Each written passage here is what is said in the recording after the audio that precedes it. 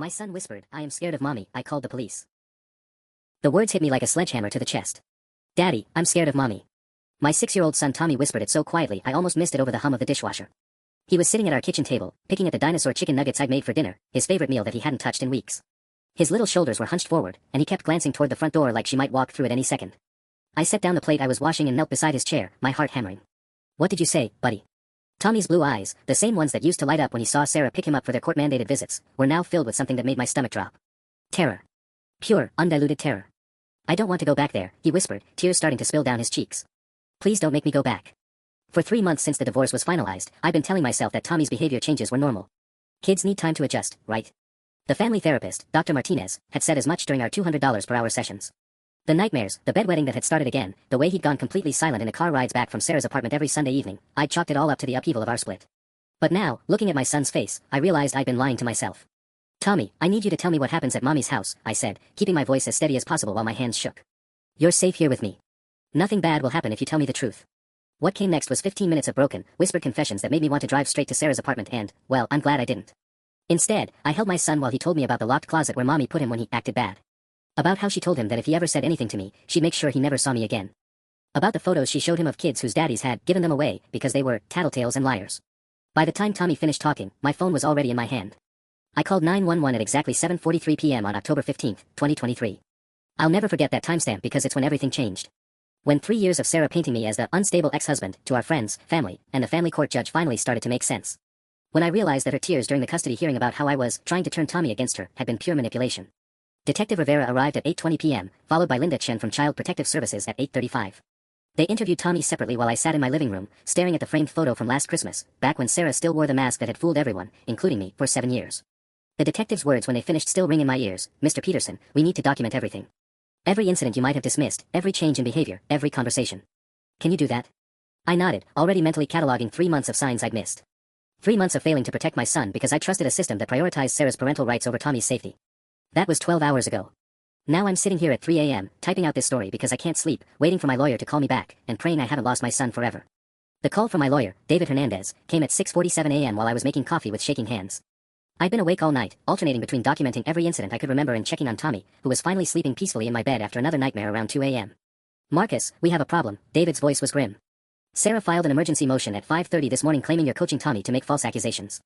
She's requesting immediate supervised visits and a psychological evaluation for both you and Tommy." I nearly dropped the phone. "She what?" "David, the police interviewed him. CPS interviewed him. There's a report." "I know, but she's claiming parental alienation syndrome. She has Dr. Rebecca Walsh backing her up. Apparently Sarah's been seeing her for concerns about your mental state since July. Dr. Walsh is prepared to testify that this is a classic case of a vindictive father manipulating a child." July. 2 months before Tommy started having nightmares. 2 months before he stopped eating. Sarah had been planning this. "Judge Morrison scheduled an emergency hearing for 2 p.m. today," David continued. "Sarah's also claiming you violated the custody agreement by refusing to return Tommy for his scheduled visit yesterday." My blood ran cold. Yesterday was Sunday, pickup day. In all the chaos with the police and CPS, I'd completely forgotten. Sarah was supposed to collect Tommy at 3 p.m. for his weekly overnight visit. She never showed up, David. She never even called.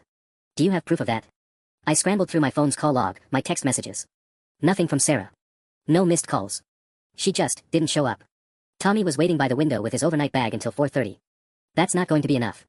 She's claiming she was advised by her attorney not to collect Tommy due to concerning behavior she observed last week, and that she was planning to address it through proper legal channels. The trap was becoming clearer. Sarah knew Tommy was close to breaking.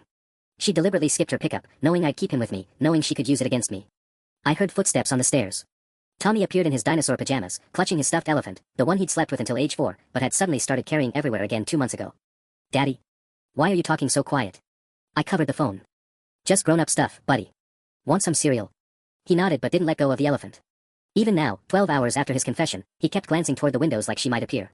"David, I need to ask you something," I said, walking into the pantry where Tommy couldn't hear. "If Judge Morrison doesn't believe us, if he thinks I'm making this up, what happens to Tommy?" The pause lasted forever. Worst case scenario. Morrison could award temporary full custody to Sarah pending the investigation. Supervised visits for you until the psychological evaluations are complete. That could take months, Marcus. Months. I looked at my son through the pantry door, watching him methodically arrange his cereal by color, a nervous habit that started 8 weeks ago, and felt something cold settle in my chest. Sarah wasn't just fighting for custody anymore. She was fighting for her freedom. If Tommy's allegations were proven true, she was looking at criminal charges for child abuse. Which meant she had everything to lose and nothing left to constrain her. "David," I said quietly, "bring everything we have. Every text message, every photo, every witness statement. Because if we lose today, I don't think Tommy survives going back there. The courthouse felt like a mausoleum at 1:45 p.m. I sat on the hard wooden bench outside Judge Morrison's courtroom, watching Tommy color in his activity book while trying to ignore the knot in my stomach. David had arrived 20 minutes earlier with a banker's box full of documentation, but his expression told me everything I needed to know about our chances. She's good, Marcus, he'd whispered. Really good. She brought character witnesses, your old neighbor Mrs. Patterson, Tommy's pediatrician Dr. Kim, even your sister Jennifer. Jennifer. My own sister, who I'd confided in about Sarah's behavior during our marriage. Who I'd told about the subtle manipulations, the way Sarah would twist conversations until I questioned my own memory. Jennifer had listened, nodded sympathetically, and apparently filed it all away to use against me. Mr. Peterson. A bailiff appeared at my elbow. Judge Morrison will see you now. Tommy looked up from his coloring book. He'd been working on the same dinosaur for 30 minutes, pressing so hard the crayon had torn through the paper. Do I have to go in there, Daddy? Not yet, buddy. Ms. Rodriguez is going to stay with you. I nodded to the victim advocate CPS had assigned to Tommy's case. She'd barely looked 18, but her eyes held the kind of exhaustion that came from seeing too much. Inside the courtroom, Sarah sat at the plaintiff's table wearing a navy blue dress I bought her for our anniversary 3 years ago. Her hair was pulled back in a simple ponytail, minimal makeup, the picture of a concerned mother. When she saw me, her eyes filled with tears. It was a masterful performance. Judge Morrison was 72 years old with silver hair and a reputation for traditional family values, code for believing children belonged with their mothers unless proven otherwise beyond any shadow of doubt. He'd awarded Sarah partial custody despite my objections during the divorce proceedings, dismissing my concerns about her emotional volatility as typical post-divorce acrimony. Your Honor, Sarah's attorney, Michelle Torres, began, my client is devastated by these baseless accusations. For months, she's watched her ex-husband's increasing obsession with controlling her relationship with their son. She even sought professional help, concerned about Mr. Peterson's mental state. Torres placed a manila folder on the judge's desk. Dr. Walsh's preliminary assessment suggests classic parental alienation syndrome. Mr. Peterson has systematically poisoned this child's mind against his mother, culminating in these elaborate false accusations. David stood to object, but Morrison waved him down. I'll hear from Dr. Walsh directly. Doctor? The woman who rose from the gallery looked like Central Casting's version of a credible expert witness. Gray hair, wire-rimmed glasses, a briefcase that probably cost more than my car payment. Dr. Rebecca Walsh had been practicing child psychology for 32 years, had written 2 books on parental alienation, and commanded $400 per hour for custody evaluations. Your Honor, I've been treating Mrs. Peterson since July 18 for anxiety and depression related to her custody situation. She came to me with specific concerns about behavioral changes in her son following visits with his father. My hands clenched involuntarily. July 18. 3 days after Tommy's first nightmare. Mrs. Peterson described incidents where Tommy would return from his father's house agitated and fearful. She reported that the child had begun asking strange questions about whether she really loved him and expressing confusion about their relationship. The lies flowed so smoothly I almost believed them myself. Dr. Walsh painted a picture of Sarah as the concerned parent, documenting Tommy's deteriorating mental state, while I became the vindictive ex-husband systematically destroying my son's relationship with his mother. In my professional opinion, Dr. Walsh concluded, this child has been subjected to intensive coaching and psychological manipulation. The allegations against Mrs. Peterson show clear signs of adult influence and rehearsal. Judge Morrison nodded gravely, making notes. And your recommendation, Doctor? Immediate cessation of unsupervised contact between father and child until proper psychological evaluation can be completed. I'd also recommend therapeutic intervention to begin reversing the alienation process. The courtroom spun around me. They were going to give Tommy back to Sarah. David stood up so fast his chair scraped against the floor. Your Honor, with respect to Dr. Walsh's credentials, she has never interviewed the child in question. Her assessment is based solely on conversations with Mrs. Peterson. Is that accurate, Dr. Walsh? Morrison's eyebrows lifted slightly. Your Honor, given the severity of the alleged parental alienation, I felt it would be counterproductive to subject the child to additional questioning that might reinforce the false narrative. So you're testifying about a child you've never met? David's voice cut through her explanation. A child who was interviewed separately by Detective Rivera and CPS worker Linda Chin, both of whom found his statements credible and consistent. Sarah's attorney shot to her feet. Objection, Your Honor. Mr. Hernandez is arguing facts not in evidence. The CPS report is preliminary and... Actually, a new voice interrupted from the back of the courtroom, the CPS report was completed this morning. Everyone turned. Linda Chin walked down the aisle carrying a thick folder, her expression unreadable. She told me she might testify, but seeing her here sent a jolt of desperate hope through my chest. Ms. Chin, Judge Morrison looked annoyed at the interruption. You weren't scheduled to appear. My apologies, Your Honor, but new evidence came to light that I felt required immediate attention. She placed a recording device on the bailiff's desk. At 11:30 this morning, Mrs. Peterson called my office requesting information about yesterday's interview with Tommy. During that conversation, she made several statements that I believe are relevant to these proceedings. The color drained from Sarah's face so quickly I thought she might faint. Her attorney grabbed her arm, whispering urgently, but Sarah's eyes were fixed on the recorder like it was a loaded gun. Your Honor, Torres stood again, any conversation between my client and CPS would be privileged. Actually, Mrs. Torres, when a parent calls requesting information about an active investigation, there's no expectation of privacy. Ms. Chin, play the recording. The courtroom fell silent except for the soft whir of the device. Then Sarah's voice filled the space, crystal clear and unmistakably hers. I need to know exactly what my son told you people. This is ridiculous, Marcus has obviously been coaching him. Tommy has an overactive imagination, he's always making up stories. Linda Chen's voice responded professionally, Mrs. Peterson, I can't discuss specific details of our interview, but I can tell you that Tommy's statements were very detailed and consistent. consistent with what Marcus told him to say. Look, Tommy is a sensitive child. He gets confused easily. Last week he told me his elephant talks to him. Should I call that abuse too? My blood turned to ice. The elephant. Tommy's stuffed elephant that he'd carried everywhere for 2 months.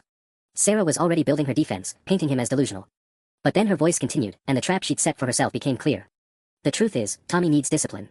Structure. Marcus lets him run wild, never sets boundaries. When Tommy acts out with me, yes, I put him in timeout. So what?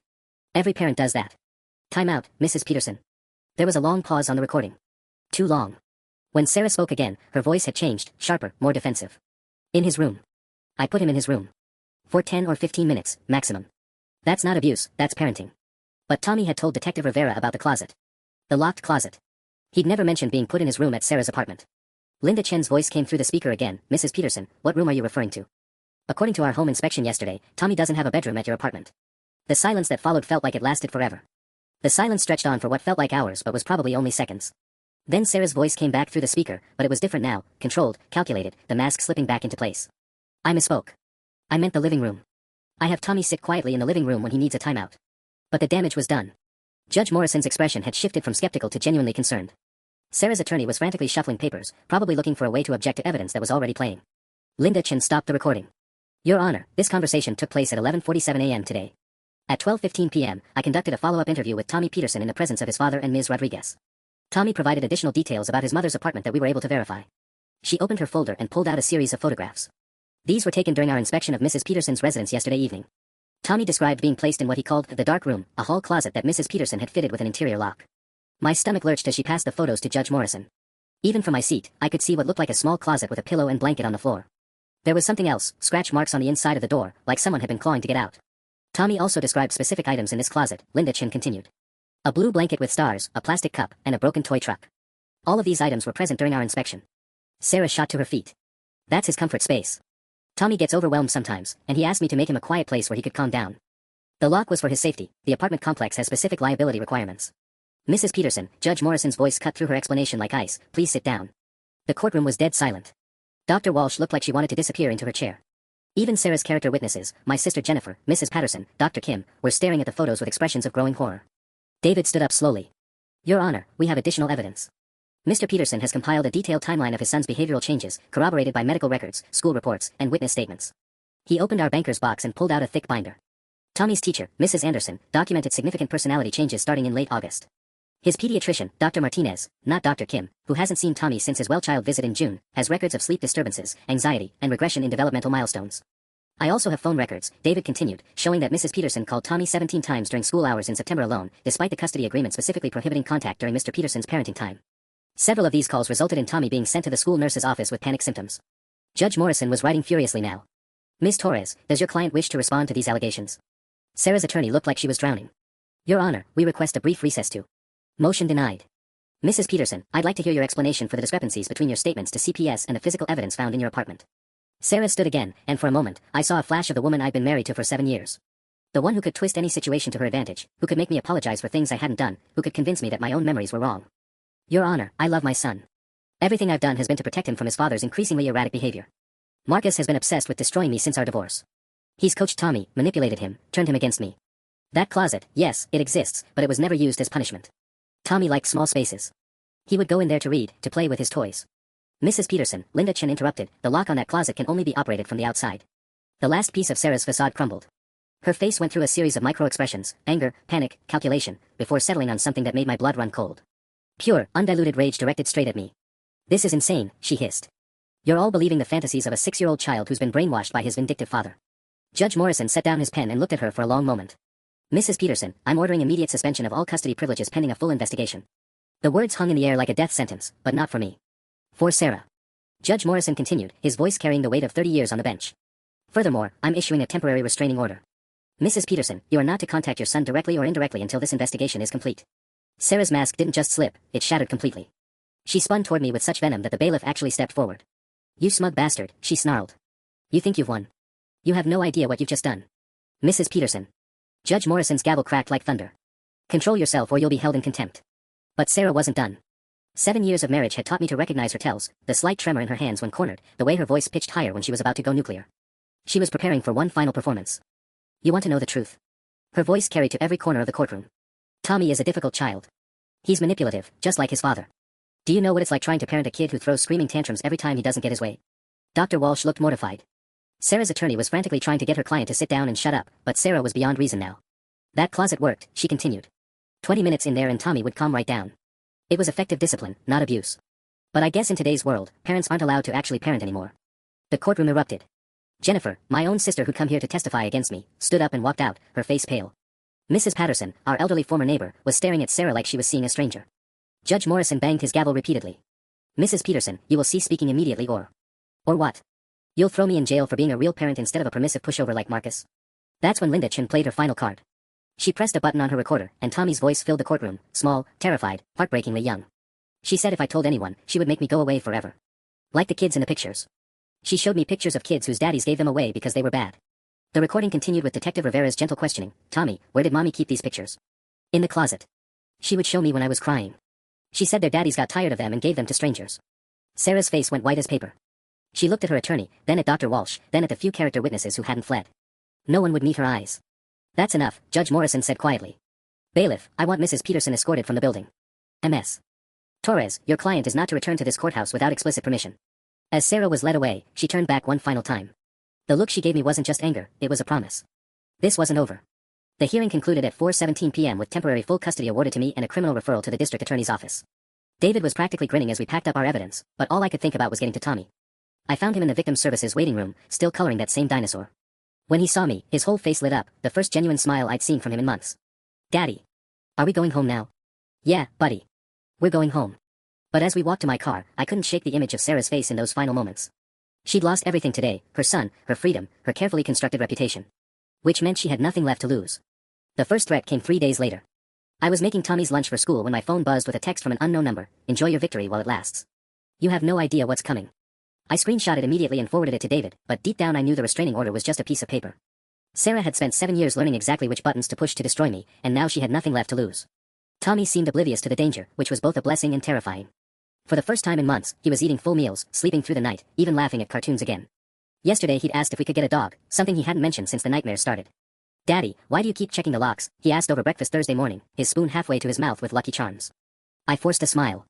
Just being careful, buddy. Eat your cereal or you'll be late for school. But Tommy was more perceptive than I gave him credit for. Is Mommy going to come back? The question hit me like ice water. I knelt beside his chair, choosing my words carefully. No, Tommy. Mommy can't come here anymore. Remember what Ms. Chin explained. You're safe now. He nodded solemnly, but I caught him glancing toward the front window anyway. At 11:43 a.m., Mrs. Anderson called from Riverside Elementary. Mr. Peterson, there's been an incident. A woman matching your ex-wife's description was seen near the school playground during morning recess. She didn't approach the building, but several staff members recognized her from Tommy's pickup list. My blood turned to ice. Is Tommy safe? He's in the principal's office with me right now. We've already called the police. Officer Martinez is en route. I was in my car before she finished talking, breaking every speed limit between downtown and the school. Sarah was escalating faster than anyone had anticipated. Judge Morrison's restraining order meant nothing if she was willing to risk arrest just to get close to Tommy. When I arrived at Riverside Elementary, there were 2 police cars in the parking lot. Tommy was sitting in Principal Foster's office, coloring another dinosaur picture while Officer Martinez took notes nearby. Daddy. Tommy launched himself into my arms the moment he saw me. Mrs. Anderson said I get to go home early today. That's right, buddy. I held him tighter than I probably should have, breathing in the scent of his strawberry shampoo. He felt so small, so fragile. Officer Martinez pulled me aside while Tommy gathered his backpack.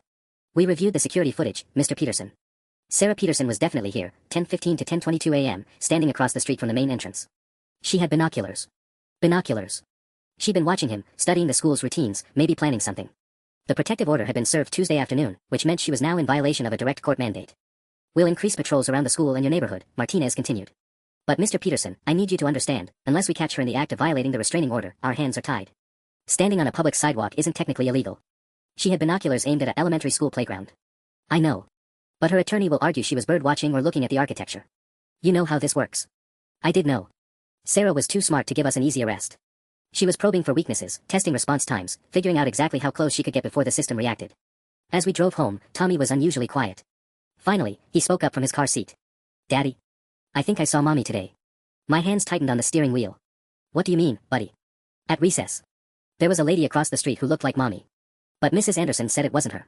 Tommy had seen her. Despite all our efforts to shield him, Sarah had managed to terrify him all over again without saying a single word. That evening, I installed security cameras around the house and upgraded our alarm system. The technician, a guy named Rob who'd been doing home security for 15 years, took one look at the police report and shook his head. Mr. Peterson, I'm going to be straight with you. This setup will help, but if someone really wants to get to you, they'll find a way. You might want to consider other options. Other options. Like disappearing with Tommy in the middle of the night, changing our names, starting over somewhere Sarah would never find us. But running would make me the kidnapper. And Sarah was counting on exactly that kind of desperation. The security system had been active for exactly 36 hours when it caught her. Friday night, 2:47 a.m. The motion sensor on my back fence triggered, flooding the yard with harsh white light. I jolted awake to the shrill beeping of the alarm panel, my heart hammering as I grabbed the baseball bat I'd started keeping beside my bed. The app on my phone showed a clear view of my backyard, and Sarah, frozen like a deer in headlights, halfway over the 6-foot privacy fence. She was dressed in all black, a small backpack slung over her shoulder, her face a mask of cold determination. For a split second, we stared at each other through the camera feed. Then she dropped back over the fence and disappeared into the darkness. I was dialing 911 before my feet hit the floor. This is Marcus Peterson at 847 Maple Street. My ex-wife just attempted to break into my property. She's in violation of a restraining order. Units are en route, sir. Is she still on the premises? No, she went back over the rear fence. But I have her on video. Tommy appeared in my doorway, clutching his elephant, eyes wide with terror. Daddy? Why are the lights flashing? The alarm was still beeping its urgent warning. I quickly entered the code to silence it, then knelt down to Tommy's eye level. It's okay, buddy. The alarm scared away a raccoon. Everything's fine. But everything wasn't fine. Sarah had escalated from surveillance to attempted breaking and entering in less than a week. Whatever she'd had in that backpack, whatever she'd been planning, I didn't want to think about it. Officer Martinez arrived at 3:15 a.m., followed by Detective Rivera 10 minutes later. They reviewed the security footage on my laptop while Tommy slept fitfully on the couch beside me, too scared to go back to his own room. This is good, Marcus, Rivera said, copying the video files to her flash drive. Clear face shot, timestamp, obvious violation of the restraining order. We can arrest her. If you can find her, I replied grimly. Her apartment's been empty since Wednesday. The building manager said she moved out suddenly, didn't even collect her security deposit. Rivera frowned. She's in the wind. Completely. David tried serving her with a criminal summons yesterday. The process server said the apartment was cleared out, mail forwarded to a P.O. box in Springfield. Springfield was 3 hours away. Far enough to avoid local surveillance, close enough to drive back for midnight visits. Sarah was planning this like a military operation. Martinez was studying the video frame by frame. What do you think was in the backpack? I'd been wondering the same thing. Tools to break into the house. Something to drug Tommy with. Photos to show him, like the ones she'd used to terrorize him before. Mr. Peterson, Rivera closed her laptop and looked at me seriously. I'm going to be frank with you. Your ex-wife is exhibiting signs of escalating obsession. The surveillance at the school, now this, she's building up to something bigger. What kind of something bigger? Could be an abduction attempt. Could be something else. The point is, she's not going to stop on her own. People like Sarah Peterson don't accept defeat, they double down until someone forces them to stop. Tommy stirred on the couch, mumbling something in his sleep about being sorry, promising to be good. Even unconscious, he was still afraid. That's when I made the decision that would change everything. Detective Rivera, what would it take to set a trap? Detective Rivera raised an eyebrow. What kind of trap are we talking about, Marcus? I glanced at Tommy, still curled up on the couch with his elephant, then back at the two officers. Sarah's getting bolder, but she's also getting sloppy. The school surveillance, tonight's fence climbing, she's not thinking clearly anymore. What if we gave her an opportunity she couldn't resist? Martinez leaned forward. That's extremely dangerous, Mr. Peterson. If something goes wrong. Something's already going wrong, I interrupted. She's out there right now, planning her next move. At least this way, we control the variables. Rivera was quiet for a long moment, studying the frozen image of Sarah on my laptop screen. What did you have in mind? Tommy has a soccer game Saturday at Miller Park. Sarah knows his schedule, she's probably been tracking the team's website. What if word got out that I'd be there alone with him? No security, no backup, just a crowded public park where she might think she could blend in. And we'd have undercover officers positioned throughout the area, Rivera finished. It could work, but Marcus, you'd be using your son as bait. The words hit harder than they should have. Tommy's already bait. He's been bait since the day she decided he was a possession to be won instead of a child to be protected. At least this way, we end it. My phone buzzed with another text from an unknown number. You can't watch him 24/7. Children have accidents all the time. I showed the screen to both officers. Rivera immediately started typing on her own phone. I'm getting this traced. Marcus, this changes things. She's moved from implicit threats to explicit ones. The soccer game, I pressed. Will you help me? Rivera exchanged a look with Martinez. I'll need to clear it with my sergeant, but, yes. We can make this work. But there are conditions. She opened a notepad and started writing. First, Tommy wears a GPS tracker. Second, you have a panic button that connects directly to my radio.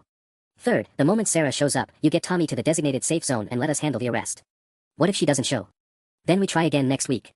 And the week after that. Eventually, her obsession will override her caution. People like Sarah always overplay their hand. After the officers left at 4:20 a.m., I sat in my darkened living room watching Tommy sleep. His face looked peaceful for the first time in months, but I knew that would change the moment he woke up and remembered why he was on the couch instead of his bed. The plan was risky, criminally risky, according to the voice in my head that sounded suspiciously like my mother. But Sarah had already demonstrated she was willing to climb fences and make death threats. How long before she escalated to actually taking Tommy? How long before accidents started happening? At 6:15 a.m., my phone rang. David's name appeared on the caller ID. Marcus, we have a problem. Sarah's attorney filed an emergency appeal of Judge Morrison's custody ruling. They're claiming new evidence of prosecutorial misconduct and parental alienation coaching. I felt the trap closing around me from a different direction. What kind of new evidence? Security footage from your apartment complex allegedly showing you coaching Tommy before the CPS interview. Michelle Torres claims they have audio of you telling Tommy what to say. My blood ran cold. The apartment complex did have security cameras in the hallways, and yes, I talked to Tommy before Linda Chin arrived. But I'd been reassuring him, not coaching him. David, you know that's not what happened. I know, but they only need to create reasonable doubt. If the appellate court thinks there's even a possibility you manipulated Tommy's testimony, they could reinstate Sarah's custody pending a new investigation. Tommy stirred on the couch, his eyes fluttering open. When he saw me on the phone, his face immediately tensed with anxiety. Daddy? Is everything okay? I forced a smile. Everything's fine, buddy. Want some pancakes? But nothing was fine. Sarah was closing in from multiple angles, legal, physical, psychological. The soccer game trap might be our only chance to end this before she found a way to take Tommy away from me forever. The game was in 18 hours. Saturday morning arrived gray and drizzly, the kind of weather that matched my churning stomach perfectly. Tommy was unusually quiet over breakfast, pushing his pancakes around his plate while I checked my phone obsessively for updates from Detective Rivera. At 8:43 a.m., she texted, all units in position. Rodriguez will be the referee, she has direct line of sight to the field. Martinez is coaching the opposing team. I'll be the mom with the coffee and the loud mouth in the bleachers. Tommy looked up from his untouched food. Daddy, do I have to play today? My tummy feels funny. Kids always know. Some primal instinct was telling him that today was different, dangerous. I knelt beside his chair, fighting the urge to call the whole thing off. You love soccer, buddy. Your team is counting on you. The lie tasted bitter. His team would survive without him, but our chance to trap Sarah might not come again. What if Mommy comes to watch? The question gutted me. Tommy had never asked that before any of his previous games, but somehow he knew today was the day. If she does, there are people there to keep you safe. Remember Officer Rivera? She's going to be there too, just watching out for us. At Miller Park, I helped Tommy into his bright yellow jersey while scanning the growing crowd of parents and siblings filling the bleachers. Detective Rivera was easy to spot, the overly enthusiastic soccer mom with the oversized coffee cup and the smartphone she kept checking. Officer Martinez had the opposing team running warm-up drills, his coach's whistle hanging around his neck like he'd been doing this for years. Everything looked normal. Too normal. At 10:15 a.m., just as the game was starting, David called. Marcus, where are you right now? Miller Park. Tommy's game. Why? Get out of there. Now. Sarah's appeal hearing got moved up, she's supposed to be in Judge Harrison's courtroom at 10:30. But her attorney just called the court. Sarah never showed up. My blood turned to ice. What do you mean she never showed up? Michelle Torres is standing in front of Judge Harrison right now with no client. Sarah Peterson has completely vanished.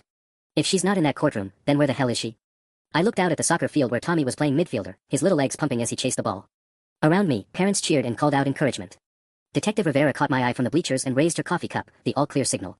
But Sarah wasn't coming to the soccer game. She was supposed to be in court, fighting for her parental rights, and she'd abandoned that battle entirely. Which meant she'd given up on the legal system. Which meant she was planning something that made custody hearings irrelevant. David, I need you to call Detective Rivera right now. Tell her Sarah's not coming here, she's going somewhere else. Where else would she go? The realization hit me like a freight train. The school. She's not trying to take Tommy from a crowded park where she might fail. She's going to take him from the one place he goes every day. She's going to take him from school. But it's Saturday, Marcus. The school's closed. Not for long. Tommy has makeup tutoring Monday at 7:30 a.m. with Mrs. Anderson. Sarah knows about it, it was in the custody paperwork from September. I was already running toward the field, waving frantically at Officer Martinez. Parents stared as I sprinted past them, probably thinking I was just an overzealous dad who'd spotted his kid about to score. But I wasn't running toward Tommy's triumph. I was running toward the trap Sarah had set for all of us while we were busy setting one for her. The soccer field erupted into chaos as I grabbed Tommy mid-play, lifting him off the ground while he still had grass stains on his knees and confusion written across his face. Daddy, what are you doing? The game isn't over. Detective Rivera was already sprinting down from the bleachers, her coffee cup forgotten and spilling across the asphalt. Officer Martinez had blown his whistle and was jogging toward us, abandoning his fake coaching duties. Rivera, we need to get to Riverside Elementary now, I called out, still holding Tommy against my chest. Sarah's not here because she's planning something else. Marcus, slow down, Rivera reached us, breathing hard. What's going on? The appeal hearing. Sarah was supposed to be in court 30 minutes ago, mandatory appearance for her own custody case. She never showed. David just called. Rivera's expression shifted from confusion to alarm. If she's willing to forfeit her legal options, then she's moved to illegal ones. I set Tommy down but kept my hand firmly on his shoulder. She knows Tommy has makeup tutoring Monday morning at 7:30. Mrs. Anderson, just the two of them, before regular school hours start. Tommy looked up at me with those wide blue eyes. Daddy, you're scaring me. Why are we talking about school? Rivera was already on her radio. Dispatch, I need units to Riverside Elementary immediately. Possible attempted abduction in progress. She looked at me. Marcus, it's Saturday. Even if Sarah's planning something for Monday, she's not waiting until Monday. The pieces were clicking together with horrible clarity. Think about it, if she takes him from school during regular hours, there are witnesses, cameras, protocols. But if she takes him before school starts, while he's walking from the parking lot to the building. My phone rang. Mrs. Anderson's name appeared on the screen. Mr. Peterson. Her voice was shaky, frightened. I'm so sorry to bother you on a Saturday, but something strange happened. A woman called the school's main number this morning claiming to be Tommy's grandmother. She said there was a family emergency and asked if we could move Tommy's tutoring session to tomorrow morning instead of Monday. The world tilted sideways. What did you tell her? I said I'd need to confirm with you first, of course. But Mr. Peterson, your mother lives in Florida, doesn't she? This woman had a local number. And she knew very specific details about Tommy's reading level, his favorite books. Details Sarah would know.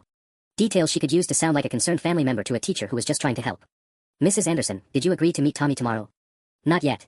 I told her I'd call you first. But she was very insistent. She said you might be difficult to reach because of the situation with Tommy's mother and that the family emergency was time-sensitive. Rivera was watching my face, reading the growing horror there. She gestured for me to put the phone on speaker. Mrs. Anderson, this is Detective Rivera with Metro PD. That woman was not Tommy's grandmother. Under no circumstances should you meet Tommy tomorrow or any other time without confirming directly with Mr. Peterson first. There was a long pause. Oh my God. She was so convincing. She even knew about Tommy's stuffed elephant, said he'd been carrying it to school because of anxiety about his parents' divorce. Information Sarah could have gathered from school pickup observations, from Tommy himself, from any number of sources during her surveillance. Rivera keyed her radio again. All units, expand the search perimeter around Riverside Elementary. Suspect may have conducted reconnaissance of the location within the last 48 hours. Tommy was tugging on my shirt. Daddy, I don't understand what's happening. Are we in trouble? Before I could answer, my phone buzzed with a text from yet another unknown number. Enjoyed the soccer game. Tommy looks good in yellow.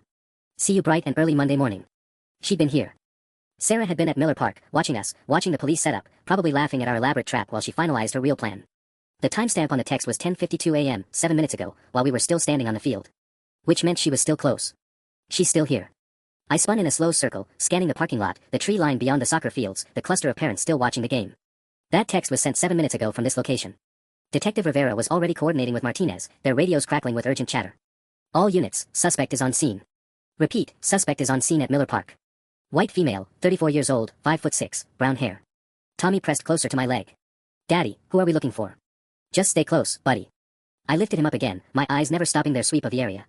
Sarah could be anywhere, disguised as another parent, hiding behind the concession stand, sitting in a car with tinted windows in the packed parking lot. Then I saw her. Not Sarah herself, but her car. The silver Honda Civic she'd bought 6 months before our divorce, parked at the far end of the lot under a cluster of oak trees. The same car that had been in the shop when she'd missed Tommy's last pickup, the same car Detective Rivera had told me to watch for. Rivera, southeast corner of the parking lot. Silver Honda, license plate JKM 4471. She followed my gaze and immediately spoke into her radio. Martinez, take the long way around, approach from behind the vehicle. I'll take point. But as we watched, the Honda's reverse lights flicked on. Sarah had been waiting, watching us coordinate our response, timing her escape perfectly. The car pulled out slowly, deliberately, like she had all the time in the world. As it passed under a streetlight, I caught a clear glimpse of the driver's profile. Sarah looked directly at me through the passenger window and smiled. Not the warm smile I'd fallen in love with 8 years ago, but something cold and predatory. She raised her hand in a small wave, not to me, but to Tommy. Bye-bye, baby, she mouthed, loud enough that I could read her lips. Tommy saw her too. His entire body went rigid in my arms. Daddy, make her go away. Please make her go away. The Honda accelerated toward the parking lot exit. Rivera was running toward her unmarked car, shouting coordinates into her radio, but I knew Sarah would be gone before any pursuit could organize. She'd planned this whole performance, letting us see her, letting us know she'd been watching, demonstrating that our security measures were useless against her determination. My phone buzzed again. Another text, Monday morning, 7:30 a.m. With or without Mrs. Anderson's help. You can't protect him forever, Marcus. She's not waiting, I told Rivera when she returned 5 minutes later, breathing hard and frustrated. The tutoring session was never the real plan. It was just another way to terrorize Tommy, to let us know she's always one step ahead. Rivera wiped sweat from her forehead despite the cool October air. We lost her at the intersection of Maple and 3rd. She knows these roads better than we do. Around us, the soccer game was winding down, parents packing up their folding chairs and coolers, completely oblivious to the manhunt that had just unfolded in their parking lot. Tommy's team had apparently won 3-2, not that it mattered anymore. Detective Rivera, I said quietly, I need to ask you something, and I need you to be completely honest with me. She nodded. Based on everything you've seen today, everything Sarah's done, do you think the legal system can protect my son? Rivera was quiet for a long moment, watching the last stragglers from the soccer game load into their minivans and drive away into their normal, safe lives. No, Marcus. I don't think it can. The realization that even the police couldn't protect Tommy settled over me like a death shroud. We drove home from Miller Park in silence, Tommy curled up in his car seat clutching his elephant while I white-knuckled the steering wheel and checked my rearview mirror every 30 seconds. Detective Rivera had assigned a patrol car to cruise past our house every hour, but what good would that do against someone who'd already proven she could climb fences at 2:47 a.m. without triggering a response until it was too late? At 6:15 p.m., while Tommy was watching cartoons and pretending everything was normal, David called with news that made my blood pressure spike even higher. Marcus, Sarah's attorney just filed an emergency motion claiming you've kidnapped Tommy. She's telling Judge Harrison that you've violated the custody agreement by preventing her from exercising her court-appointed visitation rights. I nearly laughed. It was so perfectly Sarah: commit breaking and entering, make terroristic threats, plan an abduction, then accuse me of the very crimes she was orchestrating. David, she has a restraining order. She can't have visitation rights and a restraining order. That's what I told Judge Harrison, but here's the problem: Michelle Torres is claiming the restraining order was obtained through fraudulent testimony. She's presenting new evidence that Tommy was coached to make false allegations. What new evidence? But even as I asked, I knew. Sarah had been planning this legal counterattack since the day she lost custody. Security footage from your apartment building. Audio recordings from what Torres claims are coaching sessions you conducted with Tommy. Text messages between you and an unnamed co-conspirator discussing how to destroy Sarah's credibility. The room spun around me. David, none of that exists because none of it happened. Maybe not, but Torres has something. She's confident enough to request an emergency hearing for Monday morning at 8 a.m. If she can convince Harrison that Tommy's testimony was fabricated, Sarah gets him back. I looked through the living room doorway at my son, my beautiful, traumatized 6-year-old who'd finally started sleeping through the night again. She gets him back and disappears before anyone can stop her. There's more, Marcus. Torres filed a motion claiming you're mentally unstable and pose a danger to Tommy. She's requesting immediate removal of the child from your custody pending psychiatric evaluation. My legs gave out. I sank into my kitchen chair, the phone trembling in my hand. Based on what? The security system installation. The panic buttons. Your obsessive documentation of Sarah's behavior. Torres is painting a picture of a paranoid father who's projecting his own instability onto his ex-wife. Every safety measure I'd taken to protect Tommy was being twisted into evidence of my unfitness as a parent. Every reasonable precaution became proof of mental illness. It was brilliant, diabolical, and completely in character for Sarah. Judge Harrison wants to see both parents in his courtroom Monday at 8 a.m. sharp. If you don't appear, he'll issue a bench warrant for contempt. Monday at 8 a.m. The same day and time Sarah had planned Tommy's fake tutoring session. She was forcing me to choose between defending myself in court and protecting my son from abduction. After David hung up, I sat in my kitchen staring at the refrigerator covered with Tommy's artwork, dinosaur drawings, stick figure families, a handprint turkey from last Thanksgiving when we were still pretending to be a normal family. In 18 hours, Sarah's legal maneuvering might make all of it irrelevant. Tommy appeared in the doorway, elephant in hand, reading my expression with the uncanny accuracy that traumatized children develop. Daddy? Are we going to have to go live with Mommy again? The question broke something fundamental inside my chest. No, buddy. That's never going to happen. I promise. But as I tucked him into bed that night, checking the locks twice and setting the alarm system, I wondered if that was a promise I could keep. At 11:47 p.m., my phone rang with a number I didn't recognize. Hello, Marcus. Sarah's voice was calm, almost cheerful. We need to talk. Hello, Marcus. Sarah's voice was calm, almost cheerful. We need to talk. My blood turned to ice. I stepped out of Tommy's room, pulling his door closed softly behind me. You're violating the restraining order by calling me. Oh, Marcus. Always so concerned with rules and legal technicalities. How's that working out for you? Her laugh was light, conversational, like we were old friends catching up. I hear Judge Harrison wants to see us both Monday morning. What an interesting coincidence. I was already moving toward my laptop, hoping to record the call, but Sarah was too smart for that. Don't bother trying to trace this, by the way. Prepaid phone, paid for in cash. I've learned so much about avoiding surveillance these past few weeks. Did you know Detective Rivera has a gambling problem? Or that Officer Martinez's son got arrested for selling prescription pills last month? Amazing what you can discover when you have time to really research people. The casual way she mentioned having dirt on the officers protecting us made my stomach drop. Sarah had been busy during her disappearance. What do you want, Sarah? I want what's mine. I want my son back, and I want you to stop poisoning him against me. Her voice hardened slightly. But mostly, Marcus, I want you to understand that you've already lost. You just don't know it yet. Through Tommy's bedroom door, I could hear him stirring, probably sensing my tension even in his sleep. I walked further down the hallway, putting more distance between us. The hearing Monday morning, she continued, Judge Harrison is going to see some very interesting evidence. Security footage of you coaching Tommy outside your apartment building. Audio recordings of you on the phone with your attorney, discussing exactly what lies to tell Tommy to say. Text messages between you and David planning how to fabricate evidence against me. None of that exists because you never did those things. Sarah's laughter was genuinely delighted. Oh, Marcus. You still don't understand how this works. Evidence doesn't have to be real. It just has to be convincing. The room tilted around me. You fabricated evidence.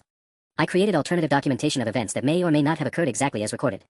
Michelle Torres prefers not to ask too many specific questions about provenance. Plausible deniability and all that. Deep fake technology. Doctored audio. Fabricated text message logs. In 2023, creating convincing fake evidence wasn't difficult if you had the right contacts and enough motivation. But here's the beautiful part, Sarah continued. Even if you prove it's fake, which you can't, because I hired very expensive people, the damage is done. Judge Harrison will have reasonable doubt about Tommy's testimony. The restraining order gets lifted. Custody gets reevaluated. And during that reevaluation period, which could take months, you disappear with him. I protect my son from his mentally unstable father who's been coaching him to make false abuse allegations. There's a difference. My hands were shaking so badly I could barely hold the phone. Sarah, please. Think about what you're doing to Tommy. He's 6 years old. He's terrified.